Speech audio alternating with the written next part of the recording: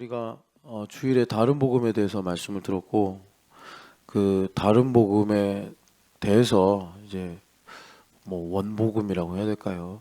근데 우리가 복음 앞에 다른 수식어를 붙이는 것은 자칫하면 이걸 어떤 교리나 또 어떤 하나님의 은혜를 우리식으로 이렇게 고정시키는 결과를 또 만들기 때문에 이제 그냥 주님 말씀하신 대로 복음 아니면 뭐 바울 사도가 말씀하신 은혜의 복음까지만 우리가 붙일 수 있고 그 앞에 뭐 참이라든지 순이라든지 뭐 그런 것들을 붙이는 것은 우리의 의도가 들어갈 수 있다. 뭐 교회됨의 복음은 이제 복음 중에 천국 복음도 있고요. 또 뭐 사회 복음, 뭐 이제 이거는 좀 사람들이 인위적으로 만든 거기도 하지만 어쨌든 좀 사회적 참여나 역할을 강조하는 부분이 있고 교회됨의 복음. 옛날에는 이런 말이 필요 없었는데 이제 교회가 된다라고 할 때 예전 같지 않단 말이죠. 교회 다니기만 하고 되는 게 안 되는 시대. 그러니까 참 제가 이렇게 돌아보면 대학 때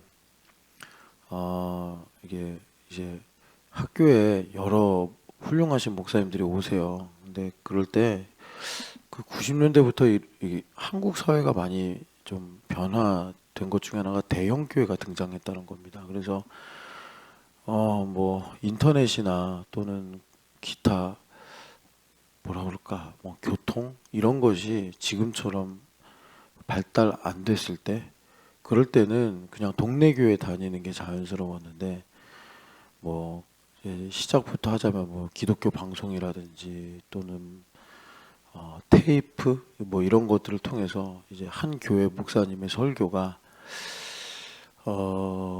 어떤 좀 정해진 범위를 넘어서 이렇게 대표하는 성격을 갖게 되고 또 영향을 미치게 되다 보니까 교회 다니다 보면 옮기고 싶은 마음들이 뭐 한 2, 30년 다니면 몇 번은 들 수 있거든요. 이제 그럴 때 그런 이제 교회 목사님 그런 목사님의 교회로 이제 옮기게 되는 거죠. 그러면서 이제 대형 교회가 등장하기 시작을 했어요. 미국의 영향을 받은 겁니다. 이제 최초는 미국에서 그런 일들이 생겼고 그러면서 저는 그게 나쁘다고만은 생각 안 합니다. 왜냐하면은 뭐 또 그런 교회들만 할 수 있는 여러 가지 중요한 사역들이 있기 때문에 근데 이제 부작용이 일어난 거죠. 수평이동이라는 부작용이 일어났어요. 지방에서 옮기는 거는 이제 청년들이 이렇게 지방에서 서울로 올라오면서 교회를 옮기는 거는 뭐 어쩔 수 없잖아요. 뭐 회사를 이직하거나 뭐 이럴 때. 그런데 서울에 살면서 더 큰 교회로 가는 거. 옛날에 이런 말들도 있었어요. 목사님들이 이제 멀쩡히 개척하고 목회하다가 갑자기 하나님께서 뭐 인도하셨다, 뭐 나를 뭐 또 뭐 말씀하셨다 이러면서 이제 교회를 청빙받아서 가시는데 한결같이 더 큰 교회로 가시더라. 이제 이런 말이 있어요.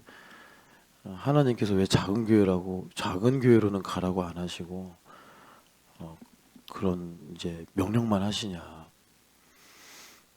좀 그런 일들이 수없이 반복되다가 한번 꼬집는 그런 얘기들이 있었어요. 근데 성도들의 이동도 좀 비슷한 거죠. 원래 이렇게 성경을 보면은 더 힘든 곳으로 뭐 더 험한 곳으로 십자가가 그런 거고 예수님도 좁은 길 가라고 했는데 풍조가 그렇게 안 되는 겁니다. 얘 내내 불편했는데 사실 또 이렇게 막 꺼내놓고 말하기가 쉽지는 않은 주제예요. 민감한 거라. 왜냐하면 그 사람도 또 살려고 그런 선택을 하는 거거든요. 여하튼 간에 그런 일들이 생기면서 이제 그런 틈을 비집고 들어와 교회를 막 찢고 파괴하고 했던 게 신천지입니다. 신천지. 그래서 한국교회가 속절없이 당했죠. 그 수평이동의 그림자로 인해서 신천지들이 특별히 약한 교회들만 집어삼키는 일들이 생겼었는데 참 거의 뭐 엄청난 혼돈이었습니다. 그들이 등장했을 때. 여하튼 간에 그러면서 제가 이제 뭐 한국 교회가 문제다 이런 얘기 하려고 하는 게 아니라, 그러면서 교회를 다니는 것과 교회가 되는 것에 분리가 일어났다. 교회를 다니는 것과 원래 교회 되는 것은 하나였는데, 그런 게 이제 분리가 되면서 교회됨의 복음이라는 것이 생겼다. 그거 말씀드리려고 하는 거예요. 그런데 그냥 우리 주 예수 그리스도라는 어떤 복음의 정수, 본질을 말할 때는 그 앞에 그냥 아무것도 안 붙이고 그냥 복음. 그런데 이제 바울 사도가 다른 복음 문제를 말씀하시는데, 그 다른 복음은 어떤 내용의 차이라기보다, 분명히 드러나기는 내용의 차이가 있겠지만 본질은 뭐냐면 경직이 되는 거죠. 나는 이게 옳다고 생각하는데, 이런 거. 뭐 다른 복음 중에 이런 것도 있습니다. 한국 교회가 90년대부터 되게 활발하게 일어난 그 트렌드가 내적 치유 사역. 그 내적 치유 사역이 약간 그 심리학의 툴을 이제 교회나 말씀에 적용을 시키면서 반향이 아주 크게 일어났어요. 그것 중에 하나가 이제 가정 사역. 그래서 뭐 아버지 학교, 어머니 학교 막 이런 거 하고, 특별히 아버지 학교가 아주 히트를 많이 쳤어요. 이제 상처가 많았다는 거죠. 그런데 그러면서 이게 강조가 되고, 그러면서 이제 가정 사역을 하는 목사님들이 등장하기 시작을 했고, 그래가지고 이제 다른 복음이 들어간 게 가정이 1순위, 그 다음에 교회가 2순위, 뭐 이런 분위기가 모르게 생긴 거예요. 그래서 제가 다 뭐 조사해보고 찾진 않지만 아마 크리스마스 이브 때 모이는 교회가 별로 없을걸요, 이제.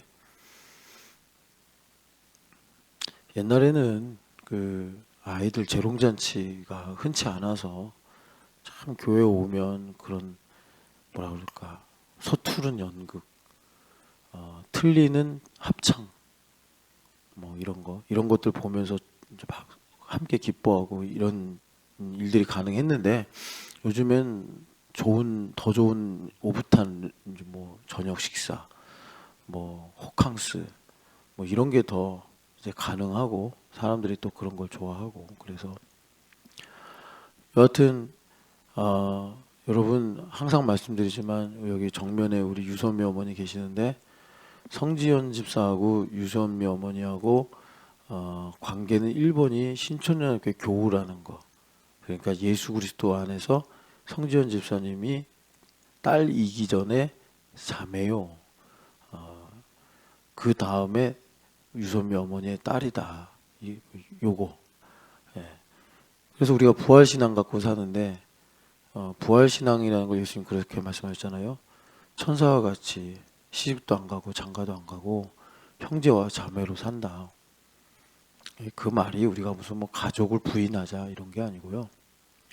먼저 예수님과의 관계, 나와 예수님과의 관계가 1번이고, 그 다음이 이제 우리가 아직 이 땅에 사니까 율법화의 질서대로 살아가는 것인데, 이제 이런 일들이 이제 우리가 복음을 전하고, 또 복음은 상황적이니까 적용하다 보면 자칫 공부 잘하는 복음, 뭐 가정을 회복시키는 복음, 뭐 이런 것들이 이제 그 팥빵인데 빵보다 팥이 커진 거예요.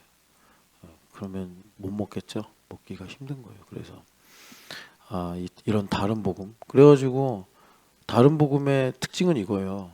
그러니까 어떤 사람이 구제하는 은사를 받았어요. 그래서 어려운 이웃만 보면 막 가슴 아프고 섬기고 싶고, 그래서 이분이 참 탁월하게 그런 사역을 통해서 복음을 전하시는데, 어떤 이제 교육적으로 또 복음 사역을 하시는 분이 있다고 합시다. 구제 말고 두 분이 만났는데, 구제 사역하시는 분이 경직이 돼요. 교육으로 복음을 전하시는 분을 보면, 그럼 그 사람은 이제 한번 점검을 해볼 필요가 있는 거예요. 내 안에 다른 복음이 있는가, 이렇게. 여하튼 주님께서 우리에게 그런 모든 일을 통해서 풍성하게 하시는데요. 여러분, 그래서 오늘은 이제 그러면 그냥 복음은 뭐냐? 그냥 복음을 여기 오늘 우리가 읽은 말씀으로 보면은 뭐 다르게 설명은 안 합니다. 그런데 여기서 제일 많이 나오는 단어가 우리라는 거죠. 우리. 그래서 우리의 복음, 우리의 복음이다. 이렇게 이해하시면 되겠어요. 궁금하실까봐 왜 저 사람 기타도 안 치고 또 왜 오른손을 이렇게 붕대를 감았나. 어제 뜨거운 보리차를 마시려고 하다가 잘못 부어가지고 손이 데었어요. 근데 이게 보니까 1도는 아닌 것 같고 한 2도쯤 되는 것 같은데, 그래서 연고는 발라야겠다 해서 이제 연고 좀 빌려달라고 그랬더니 신집사님이 저희 집에 오셔서 당장 병원 가야 된다고 막 우겨가지고 응급실 갔다 왔는데, 아 이거 잘 갔다 생각이 들었어요. 신집사님도 어제 또 일찍 주무셔야 되는데 잠도 못 자고, 여하튼 그래서 이렇게 됐습니다. 이렇게 너무 팔이 부러진 거 아닌가. 그건 아니고 한 2도 되는 것 같아요. 2도. 그래서 잘 갔다 온 것 같습니다. 혹시 궁금하실까봐 설교에 방해가 되지 말라고 계속 이렇게 하는 우리의 복음에 집중하시고. 근데 여기 보면은 여러분 그 요한 복음하고 요한 1서하고 서론이 좀 비슷하죠. 서론이라기보다 첫 번째 그 1절이, 그래서 요한 복음에는 태초에 말씀이 계시니라. 그건 또 창세기 1장하고 또 비슷하죠.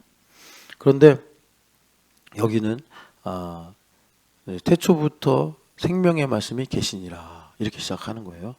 그런데 생명을 붙였네요. 생명을 붙였어요. 그러니까 로고스긴 로고스인데 생명을 주는 로고스. 그래서 우리의 복음은 뭐냐? 말씀이 나의 삶에 생명으로 나타나는 겁니다. 생명으로 나타나면요, 사랑하기 싫은 사람이 사랑하고 싶고, 기도하기 싫은 사람이 기도하고 싶어지고, 또 뭐가 있을까요? 뭐 이런 말 하면 여러분들도 좋아할 수 있어요. 아니 돈을 못 버는데 돈을 벌기 시작하고. 이게 생명이 있으면 그렇게 되는 거예요. 또 마음에 소망이 없어요. 막 맨날 절망, 근심, 맨날 생명이 없어요. 근데 이제 우리의 복음을 들으면 생명력이 있게 돼서 막 기쁨, 해결된 것도 없는데 소망, 뭐 이렇게 달라지게 된다는 겁니다. 우리의 복음은 이런 생명력을 주는 복음이다 이거예요. 자, 그래서 우리의 복음은 뭐냐? 여기 보니까 우리가 들은 바요, 눈으로 본 바요, 자세히 보고 손으로 만진 바라. 그러니까 아주 리얼한 복음이라는 거죠.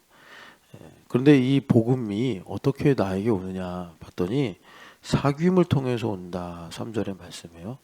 이 사귐은 요한복음 1장 18절에 본래는 아버지를 본 사람이 없는데, 하나님을 본 사람이 없는데 하나님의 품에서 독생하신 예수님께서 우리에게 하나님을 나타내셨다. 그러니까 거기서 하나님의 품에서 독생했다라는 말이 그냥 한글로만 읽으면 어의가 잘 전달이 안 되고, 하나님과 예수님 사이에 어떤 작은 이물질도 들어갈 수 없는 그런 서로가 서로에게 이렇게 이제 하나가 된 관계. 예수님 이러셨잖아요. 나를 본 사람은 아버지를 보는 것이다. 아버지가 내 안에 있고 내가 아버지 안에 있다. 그것이 요한복음 1장 18절에 보시면 아버지의 품에서 독생하신 예수님께서 하나님을 나타내셨다. 이렇게 말씀하는 거예요. 그게 여기서 말하는 사귐입니다. 사귐. 그러니까 이물질이 안 들어갔다는 건 뭐냐면 하나님께서 허윤 씨를 구원하고 싶다. 그러면 예수님께는 허윤 씨를 구원하겠다는 생각 외에 이 의가 안 들어갑니다. 이게 무슨 느낌인지 좀 이해가 되십니까? 그러니까 여러분, 우리가 인생 살면서 예수님 모시고 사는데 뭐 여러 가지 힘들고 어려운 일로 속상하고 낙심하고 이러잖아요. 그건 이물질이 들어간 거예요. 그래서 요한 1서에서 이물질은 세상과 세상에 있는 것들을 사랑하지 마라 이렇게 말씀하는 거예요. 그런 이물질이 들어가 버리면 거기에 아버지 사랑이 없다. 요한 사도가 말씀하신 거예요. 예수님은 얼마나 그 하나님 사이가, 그러니까 이물질이 들어갈 수가 없었는지 하나님께서 십자가에 달려 죽으라고 하는데도 순종이 되신 거예요. 그거는 마치 아브라함이 이삭을 바치라는 말씀과 똑같이 이해도 안 되고 그래서도 안 되며 하고 싶지도 않은 그런 일이에요. 그런데 예수님은 그 겟세마네에서 그렇게 기도하시다가도 거절을 응답으로 받으시고 그냥 가신 거예요. 그런 일들이 우리한테 어떤 복음으로 오느냐? 아, 예수님을 믿으면 나도 예수님처럼 하나님과 예수님 사이에 사귐에 들어가는구나. 그래서 그 사귐을 이루시려고 성령 하나님이 오셨고, 성령 하나님께서 그 사귐을 이루시는 현장이 교회입니다. 교회. 공동체라고요. 그래서 우리의 복음인 거예요. 우리의 복음. 그러니까는 참 영안이 이럴 때 열리지 않으면 이 말이 되게 어려워지는 거예요. 영안이 열린다는 게 뭐냐면 그 버려진 밭이에요. 여러분 그 예수님께서 천국 비유하실 때 그 소작농이겠죠. 남의 땅을 붙여서 이제 저기 농사 짓는 거니까. 근데 뭐 주인이 좋은 땅을 주겠어요. 좋은 땅은 이제 자기가 직접 경영하고 이제 뭐 일꾼도 부족하고 저거 뭐 생산성도 떨어진다 하니까 소작농이 와서 땅 좀 빌려주십시오 하니까 이제 세 받고 빌려주는 거잖아요. 이제 그런 땅에서 이제 농사를 지으려고 하다가 밭에 이제 감추어진 보화를 발견하는 건데, 그냥 신촌연합교회는 밭이에요. 어떻게 보면 예수님의 비유로 보면. 그러니까 뭐 크고 작은 기쁨도 있겠지만 뭐 이렇게 누구나 막 정말 소중하다 이렇지 않은 밭이더라고요. 평균값을 내보면 마치 건축자의 버린 돌처럼 누군가는 가꿔야 되고 누군가는 거기에다가 물도 줘야 되고, 그냥 길도 있고 뭐 꽃도 피어 있고 막 포도원 막 이런 거 이렇게 했어가지고 막 너무 좋아 막 이런 밭이 아니고요. 아무것도 없는.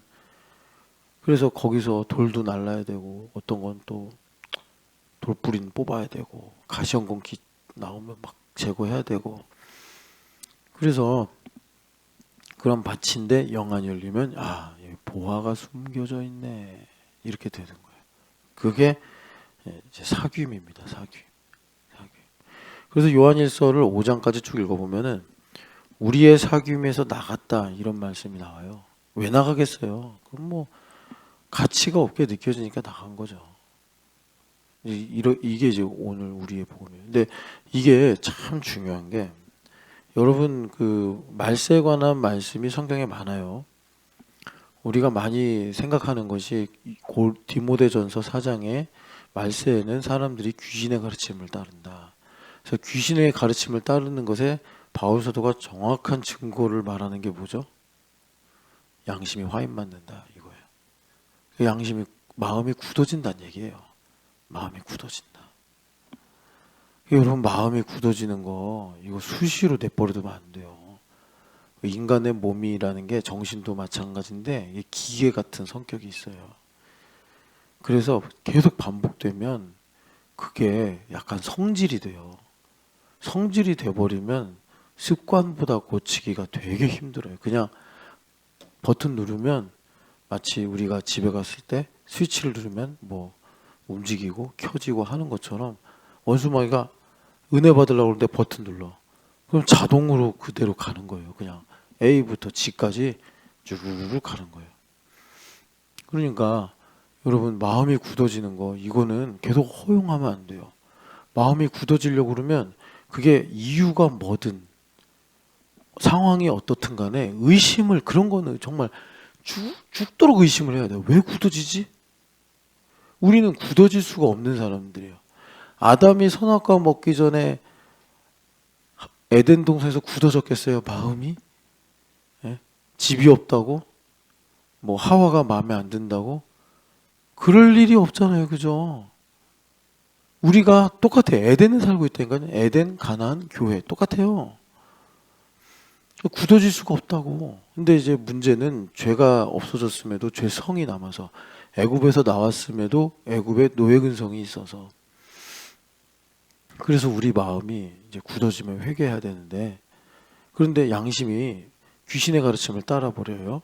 그러면 회개가 안 돼요. 그냥 내가 옳지 이러고 가요. 그래서 이런 말세에 관한 말씀들을 잘 우리가 읽어서 주님께서 깨어 있어라 하신 말씀대로 살아 있어야 되는데, 그런 것 중에 하나가 다니엘서 7장을 한번 보고 올까요? 아니야. 다니엘서 12장. 다니엘서 12장입니다. 이런 것들은 정말 잘 아셔서 피해 가셔야 돼요. 7장 4절 같이 12장 4절 같이 읽어보겠습니다. 다니엘아 마지막 때까지 이 말을 간수하고 이 글을 봉함하라. 많은 사람이 빨리 왕래하여 지식이 더하리라. 아멘. 이게 말세죠. 마지막 때니까. 이 말세는 여러분 뭐 죄를 많이 짓고 세상이 무서워지고 하는 게 말세가 아니고 성령 하나님 강림하시면 하나님의 구속의 경륜의 카이로스를 볼 때 마지막 남은 카이로스가 재림밖에 없기 때문에 말세라고 하는 거예요. 예수님 초림, 예수님의 죽으심, 예수님의 부활, 이것이 그 카이로스들이거든요. 하나님의 구속의 경륜을 보면 승천하심, 그리고 마지막에 성령 강림하심, 그리고 남은 건 이제 다시 오마하신 그거밖에 없어요. 그러니까 여기가 말세인 거예요. 마지막 챕터인 거예요. 여러분 이거를 시간의 양으로 보시면 아니 그런데 2000년이나 지났잖아요. 하루가 1000년 같으시다고. 하나님 보실 때 우리랑 하나님이랑 시간 개념이 달라요. 그래서 이 말세라고 지금 다니엘서가 말씀하시는데 다니엘 선지자에게 봉함하라. 그래서 언제 이 봉인이 풀리죠? 계시록 보니까 다윗의 뿌리요 유다의 사자이신 예수님께서 승리하시고서 어린 양으로 승리하시고서 하나님께 주권을 받아가지고 이제 떼시죠. 봉인을 떼기 시작하는 거예요. 그래서 우리한테 뭐라 그러시죠? 이 말씀을 먹어서 전해라 이렇게 말씀하시는 거예요. 그런데 이게 말세에 이제 주님께서 봉인을 해제하시는데 자, 이 말세가 어떤 특징이 있느냐 봤더니 그 사람들이 빨리 왕래하며 엄청 빨리 왕래하죠. 옛날 같으면 뭐 수일, 수십일 걸릴 일들 뭐 그냥 몇 시간 만에 우리가 왔다 갔다 하고 그죠? 그러니까 이 말은 무슨 뜻이겠어요? 세상이 급변한다. 제가 어제 참 폼 잡고 이제 딱 신문을 보려고 했었다가 이렇게 손이 띄었는데 신문을 보니까 요즘에 AI가 뭐 엄청 경쟁하잖아요. 지금 뭐 제미나이가 나오고 그 다음에 또 챗 GPT가 막 또 새 버전 나오니까 뭐 퍼플렉시티 여기선 또 뭐 가입자 수가 줄고 그래가지고 지금 뭐 그쪽에서 일하시는 분들이 한 달 사이에 계속 바뀐다. 무어의 법칙 이제는 뭐 저리 가나 한 달 사이에 막 이 환경이 바뀌고 뭐 트렌드가 바뀌고 이거예요. 말세에는 이런 우리가 눈으로 보면 변화가 너무 빠른 거예요. 여러분들도 실감하잖아요. 옛날에 제가 되게 재밌게 읽은 에세이가 있었는데 그 에세이에 기자가 오랜만에 이제 특파원으로 있다가 김포공항 옛날에 공항도 김포국제공항 하나밖에 없었잖아요. 내려가지고 이제 가야 되는데 지인에게 전화를 걸려고 했더니 공중전화 요금이 올랐다 막 이러면서 세상이 급변하고 있다. 요즘에 공중전화에서 전화하는 사람 없죠. 전 기억나요. 제가 군대 가기 전에 데이트할 때 또 여기에도 이렇게 10원짜리 놓고 땡그랑 땡그랑 집 전화로 할 때면 어머니가 죽여버린다고 막 전화세가 2, 30만 원 나오니까 그땐 집 전화로 전화하면 그렇게 나왔어요. 전화요금이 막 20만 원 나오고. 근데 요즘에 누가 그래요. 무슨 일이죠. 세상이 이렇게 빨리 변할 줄 누가 알았어요. 옛날 우리 어린 시절 속도라면 이제야 시티폰 정도가 이제 뭐 대중화될 그런 속도인데 시티폰은 뭐 몇 년 만에 그냥 사라져 버리고 지금 뭐 이제 스마트폰 뭐 그러니까 이게 말세의 특징이라고 다니엘서가 지혜를 기준으로 말하는 겁니다. 여기서는. 그리고 지식이 더하리라. 눈 뜨면 막 지식이 쏟아져 나오는 거예요. 여러분 지식이 더하여지면 어떻게 되는지 아세요? 선악과 풍년입니다. 그래서 시비가 엄청 거세져요. 지식이 많아지면 네가 옳으니 내가 옳으니 너가 잘났니 내가 잘났니 이게 선악과예요. 너 때문이야 나 때문이야 이러면서 인간성이 파괴돼요. 이 두 가지 때문에. 그래서 이제 말씀드리려고 하는 게 뭐냐면, 참 우리가 복음을 알아도 교회를 다녀도 우리라는 피난처에 보호막이 없으면 우리가 복음을 믿는다 하나 우리 신촌연합교회가 어떤 불문율로, 정관은 그런 얘기가 없는데 그 불문율의 정관이 있다 합시다. 그럼 이 불문율의 정관에 믿음이란 무엇인가, 항상 이게 있다. 여러분들 그냥 기억해 두세요. 믿음이란 내가 믿는다는 생각을 믿는 것이냐, 아니면 진짜 살아계신 예수님 믿는 것이냐.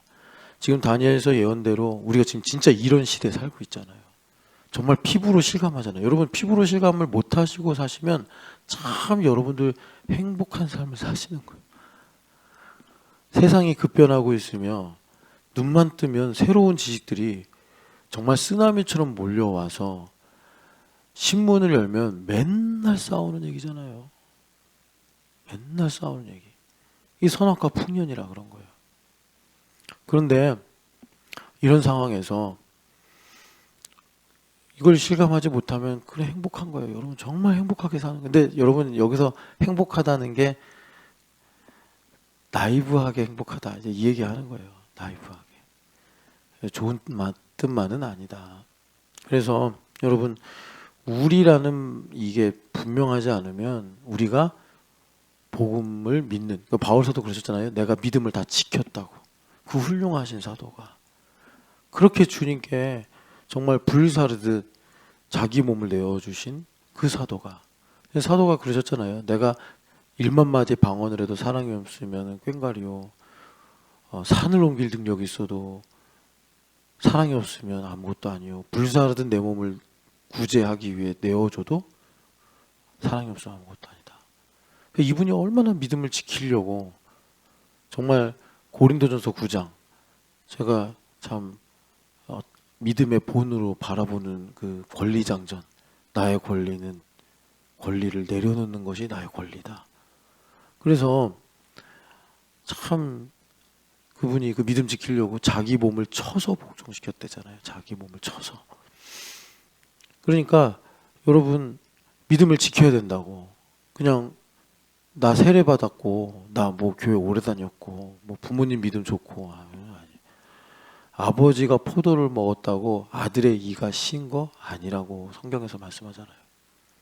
그러니까 여러분 우리가 참 믿음을 지켜야 되는데, 믿음을 지키는 이 시대에 정말 마지막 남은 방주가 우리밖에 없어요. 공동체라고요. 공동체. 나를, 자, 허윤실 집사님이 피난처로 들어가. 그러면 허윤실 집사님 보여요, 안 보여요? 안 보이고 요새만 보이죠. 밖에서 보면. 그게 공동체가 되는 거예요. 내가 그것이 주님의 불성병 안에 들어가는 거예요. 그거 아니면 여러분 솔직히 제가 그냥 저 포함해, 저도 마찬가지예요. 우리 제정신으로 못 삽니다. 이 세상. 무서운 세상이에요. 그러니까 이제 세상 사람들도 뭐 헬이니 뭐니 이런 말 하는 거예요. 그래서 여기서 말씀하신 우리라는 말이 그렇게 무겁고 중요하다. 그래서 믿었든 뭐 또 좀 아쉽든 섭섭하든 여러분 포도나무 가지에 붙어 있는 게 가지가 살 수 있는 유일한 길입니다. 줄기 떠나서 뭐 가지가 혼자 할 수 있는 거 아무것도 없습니다. 뿌리도 없고 아무것도 못합니다, 여러분. 예수님께서 그냥 아예 성경에 쓰신 말씀이니까 기억하시고, 자, 복음이라는 게 뭐길래 오늘 이렇게 아침부터 우리를 강조하느냐. 로마서 1장을 보세요. 로마서 1장을 보시면 로마서의 전체 주제는 복음이고, 그 복음도 이제 이렇게 쭉 진술이 되지 않겠습니까? 그 복음의 진술, 그 끝판왕이 뭐냐면 하나님의 신비를 아는 것이다. 이렇게 이제 바울사도가 말씀하세요. 그것이 아마 성령 하나님께서 우리에게 가르쳐 주시는 깊은 것이겠죠. 여러분들 다 거기에 이르시기를 바라는데, 그래서 1절에 보면은 바울사도가 이제 그 서신의 특징들을 살려서 서두를 쓰시는데, 내가 복음을 위해서 사도로 부름받았다. 복음을 강조하시고, 2절에 보면은 이 복음이 무엇이냐. 그래서 여러분 4절 같이 읽어보겠습니다. 성결의 영으로는 죽은 자들 가운데서 부활하사 능력으로 하나님 아들로 선포되셨으니 곧 우리 주 예수 그리스도시니라. 아멘. 그래서 2절과 4절 합치면 복음은 우리 주 예수 그리스도시니라. 그래서 복음이 뭡니까? 제일 짧게 설명하면서 완벽하게 설명할 수 있는 건 우리 주 예수 그리스도. 여기서 주도 빠지면 안 되고 예수도 빠지면 안 되고 그리스도도 빠지면 안 되죠. 우리도 빠지면 안 되는 거예요. 우리도. 그래서 요한 사도께서 이 우리를 아주 집중하시면서 지금 요한 1서에서 말씀하고 계신다. 그래서 여기서 그 2절 3절에 복음은 육신으로는 다윗의 뿌리에서 나셨고 다윗의 혈통에서 나셨고 영으로는 부활하사 하나님의 아들로 선포되셨다. 이 말씀은 이제 이걸 우리가 지식적으로 이해할 수 있잖아요. 근데 지식적으로 이해하는 것에서 이제 한 걸음 더 나가 이 말씀이 이제 나에게 생명이 된다. 그건 뭐냐면 복음은 이렇게 이해하시면 됩니다. 사변적인 걸 배척합니다. 복음의 특징이 그래요. 그래서 요한일서 보면 뭐라 그러죠? 입으로만 너가 배불렀으면 좋겠어 하면 뭔 소용이냐. 먹을 거 줘야지. 입으로만 춥지 말고 따뜻하게 입고 다녀. 말하면 뭐하냐. 덮어줘야지. 그러니까 복음은 사변적인 걸 배척해요. 복음은 절대로 사변적이 될 수 없어요. 그리고 복음은 그러니까 지식의 요소를 포함은 해요. 왜냐하면 인간이 이제 지식적인 존재니까. 그러나 지식적이지만은 않아요. 오히려 성격을 말하자면 지식적인 것보다는 뭐라 그럴까요? 실제적? 뭐 이렇게 말할 수 있겠어요. 우리가 지금 이제 한국교회라는 좌표에서 보면은 너무 지식적이기만 하죠. 한국교회가. 그런 부분들을 우리가 잘 가르면서 제 위치에 잘 가야 돼요. 그리고 마지막으로 복음은 여러분 여기 우리를 강조하듯이 개인적이기만 하지 않습니다. 근데 이것도 우리가 상당히 빠지기 쉬운 함정이에요. 제가 예전에 이 부분을 이렇게 적용했어요. 신집사님이 이제 사업에 대한 꿈을 서강대학교 때부터 가졌어요. 그래서 저는 그걸 소중하게 생각합니다. 그리고 하나님도 매우 그걸 기뻐하신다고 생각을 해요. 신집사님이 대학 때 쭉쭉빵빵이라는 죽을 팔았대요. 이름도 희한하게 지어가지고. 잘 팔았어요? 3등 했대요. 이런 얘기하면 얼굴이 참 행복해. 우리나라에서도 이제 리텐스로 3등 해야지 이제. 근데 신집사님이 이게 사업을 좋아한다고. 근데 신집사님이 성공할 수 있는 비결? 내가 한영이한테 정말 그러니까 임한영을 위해서 사업 성공해야겠다. 이런 사업 성공해요. 하나님 못 주실 게 없어. 곳간 열어서 다 하신다. 내가 우리 주말 캠프 애들 워싱턴 나오는 시간 때 하나님 3분의 1의 여비를 감당하겠나이다. 그러면 성공해요. 사업. 하나님, 야 그럼 네가 좀 천국 곳간 낸 것 좀 갖다 써라. 그런다고. 이게 우리예요. 우리. 그냥 하나님께서 뭐 요수를 부려서 말세에 포도주와 감람류를 지키시는 게 아니에요.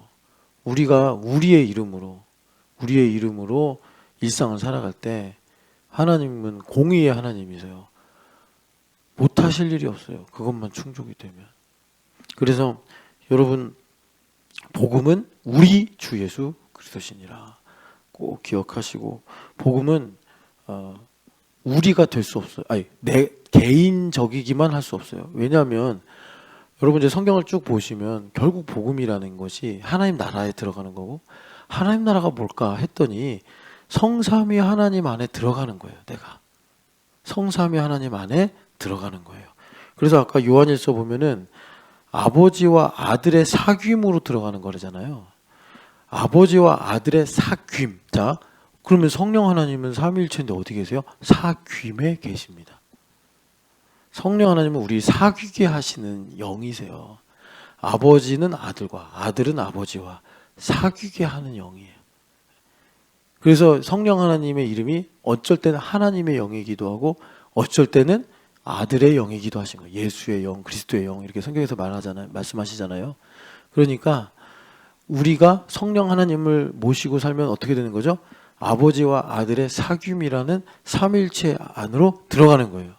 그게 흔들리지 않는 완벽한 나라예요. 그래서 복음의 궁극은 뭐냐면, 이제 영원한 그 복음의 세계는 뭐냐면 삼위일체 하나님 안에 들어가는 거예요. 우리가 받는 축복의 본질이자 끝은 뭐냐면 삼위일체 하나님 안에 들어가는 거예요. 그걸 우리가 뭐라 그러죠? 사랑, 이렇게 말하는 거예요. 사랑. 헤세드. 그래서 여러분, 이 마지막 시대에 우리가 이제 믿음을 선물로 받았잖아요. 그럼 바울서처럼 믿음을 지켜야 된다고. 여러분들 나중에 임종 예배할 때 제가 이제 두 가지 묻는다고 했죠. 다 회개하셨습니까? 그리고 다 용서하셨습니까? 그리고 이제 여러분들이 유언을 남기려면, 뭐 이제 구체적인 건 유언장에 쓰셨겠지만, 이제 신앙 고백을 하고 돌아가셔야지 참 천사들하고 행복하게 주님 앞에 가실 거 아니에요. 그럼 바울서처럼 그렇게 하시는 거예요. 달려갈 길을 다 마치고 선한 싸움을 다 싸우고 믿음을 지키게 하신 하나님 감사합니다 하고 가는 거예요. 믿음 지켜야지. 그 믿음을 지키려면 우리 가운데 있어야 된다. 이 시대가 아까 전에 급변한다, 지식이 더한다, 속아요. 우리가 우리 안에 없으면 내가 속아요. 믿지도 않으면서 믿는 줄 알고, 사랑하지도 않으면서 사랑하는 줄 알고, 하나도 아는 것도 없으면서 내가 알고 있는 줄 착각하고. 그 대표적인 게 뭔지 알아요? 비판하는 거예요. 쟤 틀렸어, 쟤 나빠, 쟤 문제야, 그러고 사는 거예요. 그게 외식이라고 예수님 그러시잖아요. 이걸 깨뜨리는 힘은 공동체밖에 없어요. 우리. 그래서 이 우리가 참 중요한데, 여러분 이렇게 세상을 보시면 원수마귀가 이제 또 뭐 여러 가지 간계도 동원하고 또 핍박도 하고 그러지 않겠습니까? 그 칼끝이 어디를 향하고 있냐? 정확하게 우리를 향하고 있어요. 우리. 원수마귀도 알아요. 우리만 해체시키면 현대인들 아무리 지가 기도 많이 하고 아무리 지가 뭐 성경 많이 알고 은사 많이 있어도 소용없어. 우리만 끊어버리면 돼. 마귀 나라에서 그렇게 아마 전략 세웠을 거예요. 왜? 하나님께서 우리를 가지고 택하신 자들 구원 확실하게 하시니까. 그래서 여러분, 이 우리가 참 중요합니다. 무엇보다 중요합니다. 그래서 원수마귀는 항상 우리를 해체시키려고 그래요. 우리 무슨 이유로든지. 이런 거예요. 이런 것도 있어요. 뭐 하여튼 마귀가 하는 짓거리 보면 아주 그냥 다양하고 아주 뭐라 그럴까, 빛 좋은 개살구 같은 게 되게 많아요. 하여튼 좋은 명분으로, 여러분 꼭 기억하세요. 원수마귀는 아마추어 같이 일 안 합니다. 좋은 명분으로. 그러니까 마침 이제 오늘 박윤희 집사님이 새벽 예배 오셨으니까 박윤희 집사님이 열심히 그림 그리고 있거든요. 그림을 열심히 그려야지 하면서 우리가 해체돼요. 그러니까 성령 하나님을 민감하게 따라가야 돼요. 여러분, 제가 이 부분은 정말 하나님께서 언젠가 기회를 주시면 많이 말씀드리고 싶은데, 여러분들 각자 뭐 세상적인 기준은 아닙니다. 경건에 있어서 프로페셔널 돼야 돼요. 프로페셔널 돼야 돼요. 그래서 제가 부탁드리는 거는, 주님께서 정말 여러분들 삶에 실제적으로 일을 하시려면 여러분들이 슬럼프에 빠지는 수준에서 벗어나셔야 돼. 예수님 말씀대로 해가 지기 전에 그 침체가 왔어. 해가 지기 전에 풀어야 돼. 예수님께서 그 중에 하나를 이제 형제와 싸웠을 경우로 말씀하셨는데, 뭐 염려가 올 수도 있는 거고, 뭐 슬픔이 올 수도 있는 거고, 유혹에 빠질 수도 있잖아요. 우리가 살다 보면. 그런데 그거를 내가, 여러분 운동선수들 보면은 침체의 길을 겪잖아요. 뭐 몇 년을 가는 사람도 있고 몇 달을 가는 사람도 있고. 근데 프로페셔널들은 그런 침체기를 누적된 연습과 그리고 루틴으로, 오타니 같은 애들, 그러니까 우리나라에 그 여기 다저스에 그 유격수 하나 가 있잖아요. 아닌가? LA 엔젤스인가? 거기 바람의 아들이 또 가 있지 않아서 바람의 손자라고 가 있잖아요. 이종범 씨 아들. 근데 이종범 씨가 올해 초에 그 아들이 엄청 잘했어요. 그런데 한 중간 이후부터 슬럼프에 빠져가지고 딱 보니까 오타니하고 너무 차이가 크고, 오타니는 슬럼프가 없어. 엄청난 율법주의자라서 슬럼프가 없어. 무시무시한 사람들이.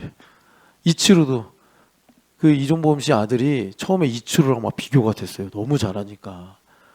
근데 이치로는 40 몇 살까지 현역에 있었잖아요. 슬럼프가 없어 그 인간은. 2시만 되면 카레 먹고, 더가웃에서 나올 때 항상 오른발로 먼저 계단 밟고, 그런 사람이에요. 그 사람 백넘버가 55번이에요. 그 왜 55번인지 아세요? 55번까지 현역으로 있는 게 나의 꿈이다. 물론 그보다 일찍 은퇴했지만. 그러니까 여러분 신앙에서도요, 슬럼프에 빠지면 안 돼. 슬럼프에 빠지면.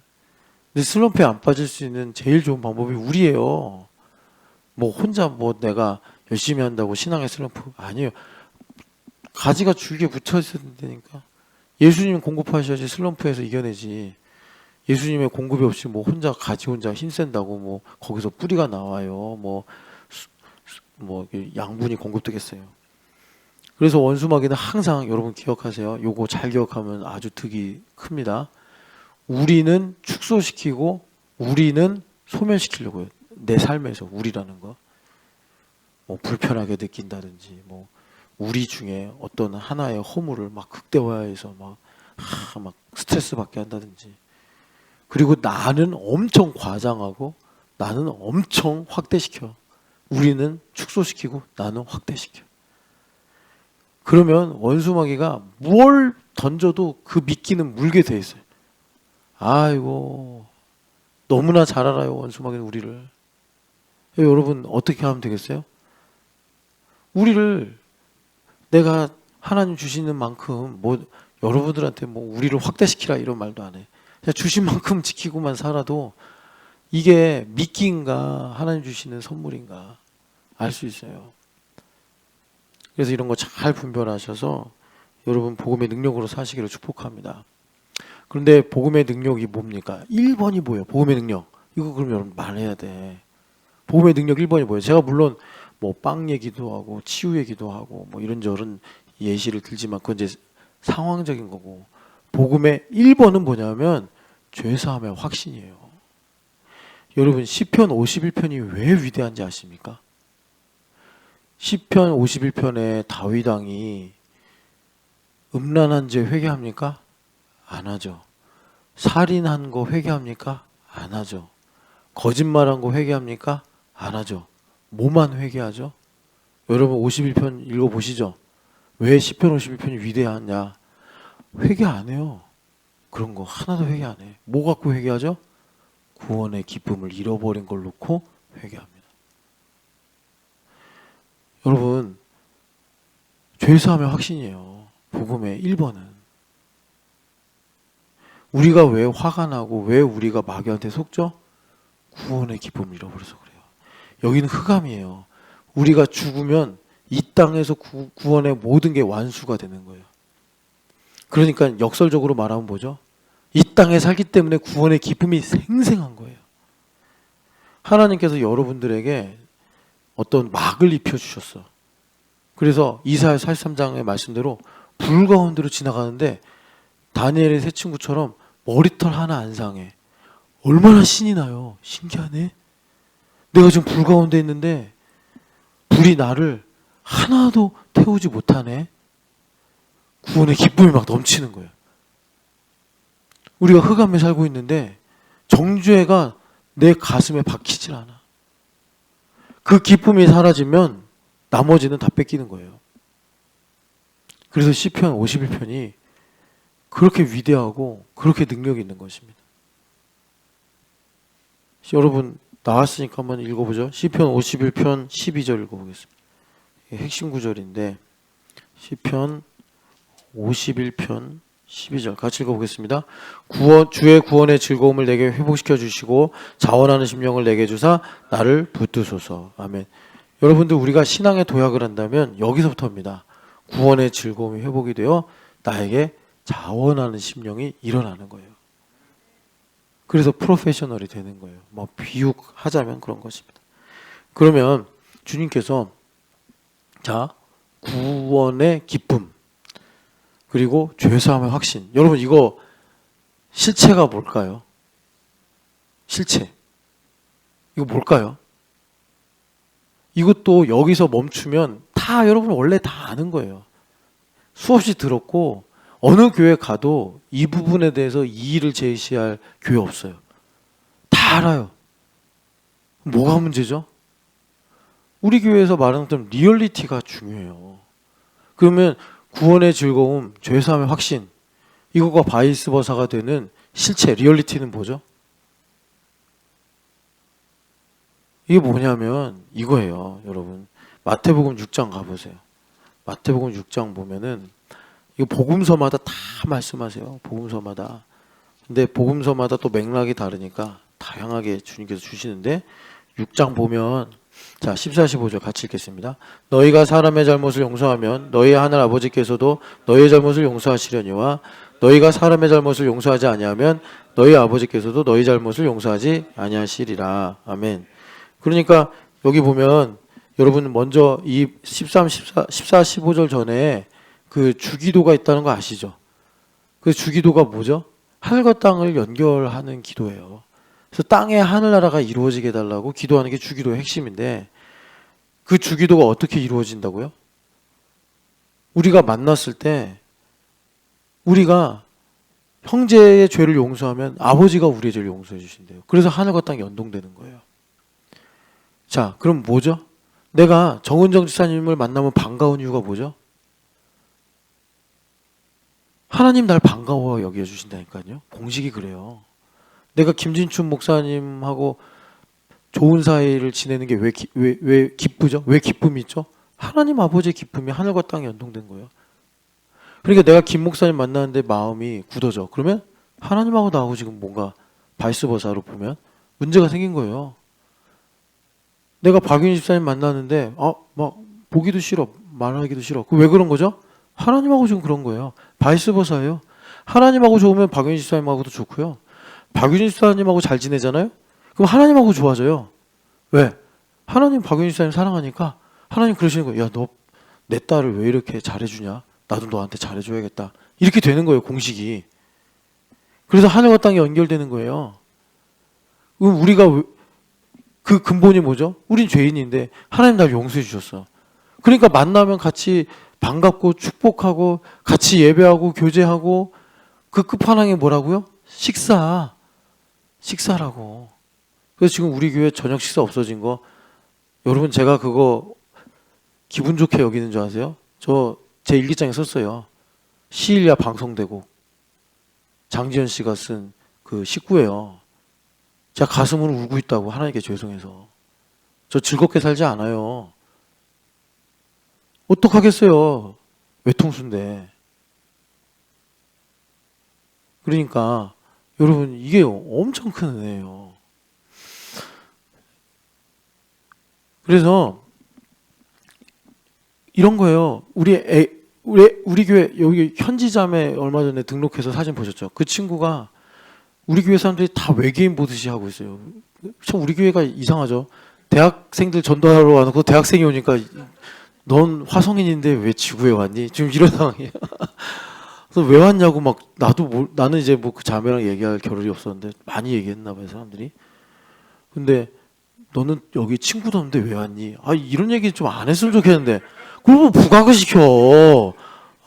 참 그냥 맛있는 거 사주고 친구가 없어서 때로는 외로울 수도 있겠다 하고 좀 조심조심하지. 그냥 친구도 없는데 와서 그럼 나가란 얘기냐고. 네 진짜. 근데 그 자매가 어린이들이 있어서 너무 좋다는 거예요. 앨런이 그래서 우리 교회 왔거든요. 자기가 신촌에 와서 애들을 보고 싶었는데 신촌에 있는 애들이 다 여기 있네요. 막 그러면서 엄청 애들을 좋아했어요. 애들도 앨런 좋아하고. 근데 현지자매도 그러더라고. 근데 여러분 그러니까 애들이 얼마나 좋습니까? 그죠? 그게 다 하늘과 땅이 연동돼서 있는 일이라니까요. 교회를 맹물로 보지 마시고 예수님의 보혈로 보세요. 그래서 여러분, 이 죄사함의 확신의 리얼리티가 이거라니까. 은정 집사님이 교회 왔는데 신영기 집사님이 은정이 왔어 막 이래. 이게 죄사함의 확신의 리얼리티라고. 이 은혜가 없으면 신 집사님이 은정 집사님 보고 왜 왔어? 쟤는 할 일도 없어? 이러고 만다니까요. 죄사함의 확신의 리얼리티가 그런 거라고. 우리가 서로 만나면 마치 전우를 만난 것처럼 반갑고 기쁘고, 그게 왜 그러느냐? 죄사함의 확신이 있어서 우리 마음에 예수님을 서로 비춰주고 있는 거예요. 그 끝판왕이 밥 먹는 거라고. 뭐 우리 교회가 진짜 무슨 뭐 식탐 교회라서 밥 먹는 걸 좋아하냐? 그거 아니라고요. 근데 그래서 참 기이한 일이다. 정은정 집사님 아버님이 원래 우리 교회 정은정 집사님 처음 왔을 때 교회 안 다니셨어요. 기도 제목이었어요. 큰 기도 제목이었어요. 저는 은정 집사님 인생 아니까 큰 기도 제목이었어요. 넘사벽의 기도 제목이었어요. 근데 아버님께서 무슨 일이 있는지 내가 몇 번 물었는데 자기도 모른대요. 오뚜기 쌀을 계속 보내줬다니까요. 그래서 얼마 전에 물었어요. 오뚜기 정미소가 망한 거냐고. 왜 아버지가 안 보내주냐, 오뚜기 정미소 어떻게 됐냐 물어봤는데, 진짜 코로나 전까지 우리가 거의 쌀을 안 사도 될 정도로, 그땐 또 사람들도 많이 좀 덜 있었고 해서 쌀을 계속 보내주셨어요. 여기 안 믿는 분인데, 뭐 시골교회 목사님도 아닌데. 그러니까 참 하나님의 열심이죠. 하나님의 열심. 그래서 여러분, 이런 것들이 다 주님께서 우리의 이 죄사함의 은혜와 또 구원의 기쁨의 리얼리티로 주시는 것이더라라는 것입니다. 그래서 여러분, 예수님께서 오늘 시간이 많으면 이 부분을 계속 보면 좋겠는데, 오늘은 또 이제 우리가 핵심이니까, 그래서 다시 요한일서로 가서 이제 시간이 다 돼서 마무리를 지으면 3, 4절에 보면 우리의 사귐은 아버지와 그의 아들 예수 그리스도와 더불어 누림이라. 이게 무슨 말이죠? 그러니까 우리가 사귀는 건 뭐래요? 성삼위 하나님 안에 들어가는 것이다. 이렇게 말씀하는 거예요. 그래야지 감람류, 포도주도 하나님께서 셋째인인가요? 엄청난 인플레이션이 와서 밀과 볼이 못 사 먹을 때 감람류, 포도주로 하나님께서 우리의 삶의 바운더리를 지켜주신다 말씀하시는 거예요. 자, 그래서 아까 전에 참 아쉬움을 남기면서 마태복음 6장만이 아니라 요한복음 20장도 그러하며, 또 누가복음 5장도 그러하며, 누가복음 19장도 그러하며, 4층 비밀번호 마가복음 거기도 그러하며, 주님께서 죄사함의 확신, 구원의 기쁨의 그 리얼리티를 우리로 주님께서 말씀하신단 말이에요. 여러분, 지시가 아닙니다. 은사 안 돼요. 그거 안 돼요. 정말 죄사함의 확신은요, 이런 거라니까요. 내가 참 지금 죄책감, 죄의식을 갖고 마음이, 그러니까 죄책감, 죄의식의 그 결과물은 굳어지는 거예요. 그러니까 여러분, 이거는 그냥 옛날에 우리 수학 공부할 때 막 무조건 외운 거였잖아요. 그런 식으로라도 그냥 외워. 암기를 해버려. 내 마음이 굳어지는 거는 물론 현실적으로 인과관계가 분명히 있을 거예요. 그러나 예수님을 생각하면 뭐 천만 가지 이유가 있어도 예수님은 굳어지신 적이 없는 분이에요. 우리가 예수님을 중심으로 생각하는 이걸 가져야지 참 이 땅에서 복되게 사는데, 그러니까 내 마음이 굳어지는 거는 지금 나도 모르게 또 나도 알게 이모저모로 내가 지금 죄책감, 죄의식이라는 정죄가 쌓여 있기 때문에 마음이 굳어지는 거예요. 자, 그래서 이거를 상쇄하고 이거를 보혈로 씻고 우리로 부드러운 마음을 갖게 하는 것이 죄사함의 확신, 구원의 기쁨, 즐거운 거예요. 여러분, 다윗 왕이 얼마나 회개했으며 정말 눈물로 침상을 띄었대잖아요. 그렇게 회개하고서 그 회개의 정수를 우리한테 말씀하시는 것이, 너희들 내가 왜 그랬는지 아냐? 내가 구원의 기쁨을 잃어버렸다. 근데 하나님께서 기적적으로 살려주셔서 내가 이걸 남긴다. 이게 51편이에요. 그러니까 이 구원의 기쁨과 즐거움이 뭐냐? 이것이 뭐냐면 우리라고 했는데, 자, 여기 마지막에 읽었던 5절 보면요, 하나님은 빛이시라 어둠이 조금도 없으시대. 이게 무슨 말이에요? 드러나는 거 다 빛이라고. 하나님 드러내시는 거 다 빛이라고. 사랑하셔서 드러내셔 다 고쳐주시려고 하는 거라고. 그래서 8, 9절에 나오잖아요. 우리가 죄가 없다 하면 하나님을 거짓말하는 자로 만드는 거고, 우리가 자백하면 그는 미쁘시고 이로우사 우리를 모든 불의에서 깨끗하게 하신다 말씀하시는 거예요. 이게 뭐예요? 교회의 정화 능력이에요. 무슨 말이죠? 윤실자매가 은정 언니를 만나. 언니! 막 이래. 그러면 윤실자매 먼저 죄가 사해지고 중풍병자 일어난다 이 말이에요. 윤실자매 먼저 사해지고 그 은혜가 정은정한테 흘러간다 이거예요. 그 은정자매도 자유케 되는 거예요. 우리 서로 희년을 선포하고 사는 거예요. 그 만나면 만날수록 우리는 구원의 기쁨과 즐거움이 있어서 어디로 가는 거죠? 자원하는 심령으로 가는 거예요. 그래서 말세지 말에 주님께서 포도주와 감람류를 지키시는 거예요. 포도주 감람류 지키는 게 뭐죠? 박윤희 집사님 그림 그리는 거예요. 열심히 그리는 거. 그래서 내가 왜 목포로 육지로 건너와서 미술을 그리게 하셨는가. 인생의 답을 얻고 사는 거예요. 주님께 감사하고 줄로 지어주는 구역은 아름다운 곳에 있도다. 이렇게 우리가 주님께 영광 돌리고 사는 것입니다. 여러분, 이 우리의 복음 가운데 하나님의 말세지 말의 영광을 보시기를 축복합니다. 사랑하는 하나님 아버지, 오늘 이 새벽에 우리에게 복음을 전해주시니 감사합니다. 성령 하나님, 이 복음이 능력이 있어서 우리 마음의 단비가 되게 하여 주시고, 하나님 아버지 열매 맺게 하여 주시옵소서. 살아계신 예수님의 이름으로 기도합니다.